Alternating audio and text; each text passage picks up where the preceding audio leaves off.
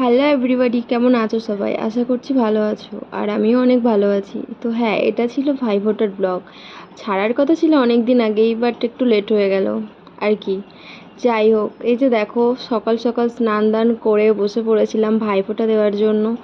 আর এই যে দেখো, যাকে এখন ফোঁটা দিচ্ছি এটা হলো আমার ভাই। পাশে ছিল দাদা, এই সাইডেও ছিল একটা ভাই, ওই সাইডেও আরেকটা ভাই ছিল, দেখতে পাবে পরে।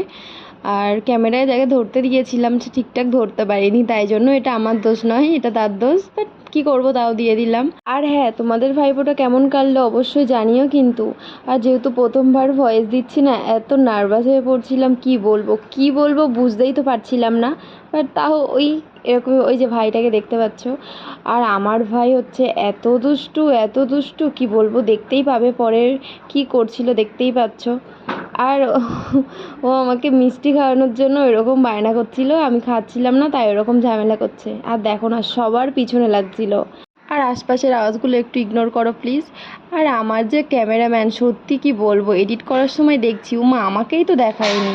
আর আমার ভাইগুলো এত দূরে দূরে বসেছে যে আমাকে উঠে উঠে যেতে হচ্ছে। আর সব থেকে মজার একটা কথা কি জানো, আমি যখন লাস্টে এডিট করছি, আমার ভাই যখন দেখছে বসে বসে, ও বলছে মা আমি এমন করছিলাম, মানে ও বুঝতেও পারেনি ও কেমন করছিল। এত দুষ্টু হলে যা হয়। আসলে ওরা বুঝতে পারেনি যে ভিডিওটা আমি ছাড়বো, তো দেখো যে যার মতো করে বসেছিল। তো আমার মা পিছন থেকে বলছিল এটাই যে ভালো করে বস, ভিডিওটা তো ছাড়া হবে নাকি। তারপরে বলছে ও হ্যাঁ, ভিডিওটা ছাড়া হবে, ঠিক ঠিক ভালো করে বসতে হয়। তারপরে সবাই ঠিকঠাক বসলো। আর হ্যাঁ, গিফট হয়তো ওরা সামান্যই দিয়েছে, বাট আমার কাছে অনেক, এটাই।